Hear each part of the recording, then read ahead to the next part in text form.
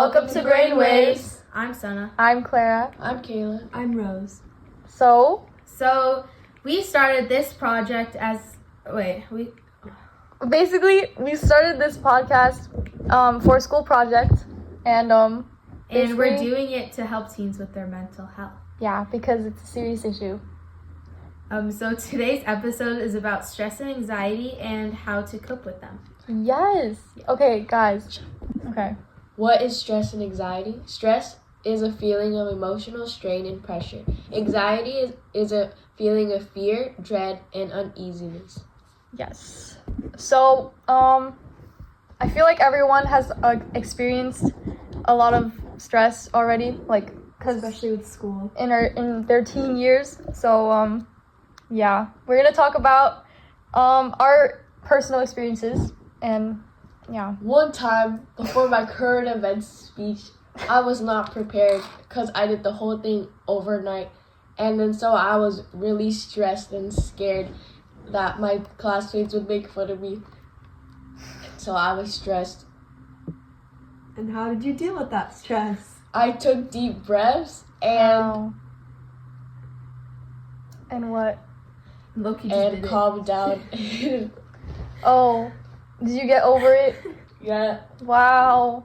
I feel like a big part of getting over it is like telling yourself, especially if it's like a little thing, Yeah. that like it's not that big of a deal. Like it's not going to like, it's not like a life or death situation. So just like calm down and try and get Go through with the it. flow. I think sometimes, usually, like in my case, it's like my mind telling me things, Yeah. and like it's making the problem way worse than like what it already And then is. when you get through it, it's not even that bad. Yeah. So like, Yeah. why was I worrying Yeah. for that? So if you're ever in that situation, just like, I guess like tell yourself like things. Like it could be a problem, but it's not as big as a problem. As like, you probably think it is. Yeah. Like It's not that deep, yeah. it's not that deep. One situation where I was really stressed is that last year I ran for president and I was really stressed about the speech that was in front of the whole school, and that's partly because I was not prepared and my speech was low-key buns, but it's okay because I got it over with, and even though I didn't get elected president, it ended up being okay because people forgot about it in like a week. Literally, like sometimes there's a problem and then like it like people talk about it but then they eventually forget about it because it's not even that deep, and then like it's literally fun. So yeah. Okay, so I feel like school is a lot of anxiety for me just because of grades, and like I don't know, I feel kind of stuck sometimes because school really like impacts your future and like what you're gonna do after like high school and college. So that's a lot of stress. So I just try and like deal with it by basically calming myself down by telling me, like, especially because middle school is a trial and like it's not high school yet. So I just calm myself down, tell myself like it's just middle school, I can get through it if I just like lock in. So, Lock in? Yeah. Okay. Yeah, Rose, I kind of relate to Rose a lot because like I've like think a lot about like past and future, but I never think about the present, which is the most important part. So like yeah, don't overthink about stuff that hasn't even happened yet, because like it's like in a long time. If it isn't, then I don't know. I feel like stress and anxiety isn't always just school stuff too, though. Yeah, there's a lot of things It that can come be about into like it. friendships and relationships. Yeah. Yeah, like the social stuff. Yeah. But it's also important to remember, like, while you're stressed or anxious, especially if it's about like a relationship or a friendship, that you should communicate with that person about your doubts or worries, and not like letting that build up, I guess. Because if you do that, then It'll end up really bad. Like if you just hide stuff from like your friends and stuff yeah. from personal experience, do not do that. So when you're stressed or anxious, like things can like happen, like And you might feel overwhelmed, and it's okay to cry. Like you can go to like the bathroom to like let it all out, Yeah. or talk to one of your friends at school if something's bothering you during the day, and just let it all out. Yeah. Find good friends that you can count on. I think it's really important that like when you're having a panic attack or an anxiety attack, to first of all like get out of the situation. Like if you're feeling really anxious, like kind of like what Kayla said, to like go to the bathroom or just get out of that situation so you can calm down more. Yeah, I think it's really important to remove yourself from stressful situations, whether that's drama or like a class that's overwhelming, and making sure you're taking time to yourself.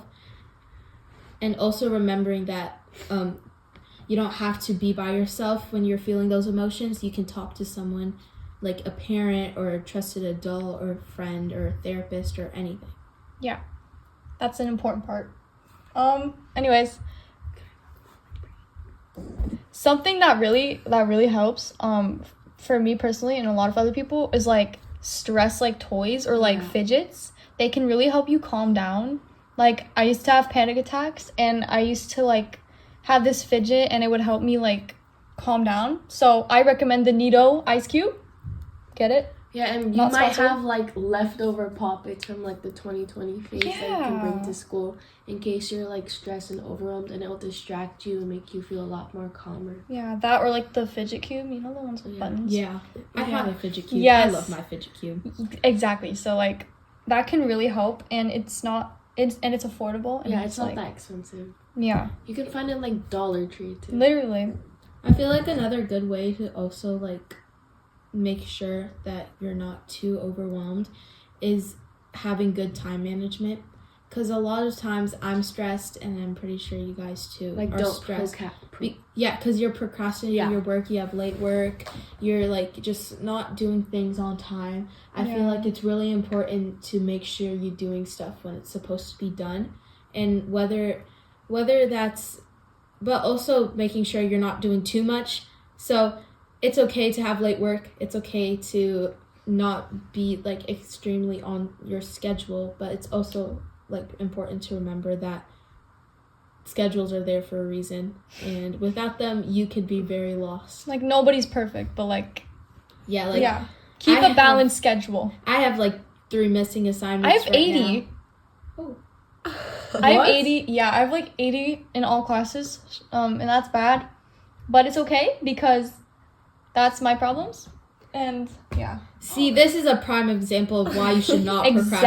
procrastinate. You're like me right now. The quarter ends in 2 days and I have to get all that in. Imagine how stressful that is. I have a very bad saying that I do in school whenever I'm like distracted. I'm like, that's what home's for. Saying that I'm going to do my work when I get home. I never end up doing it, and then it just ends up getting missing.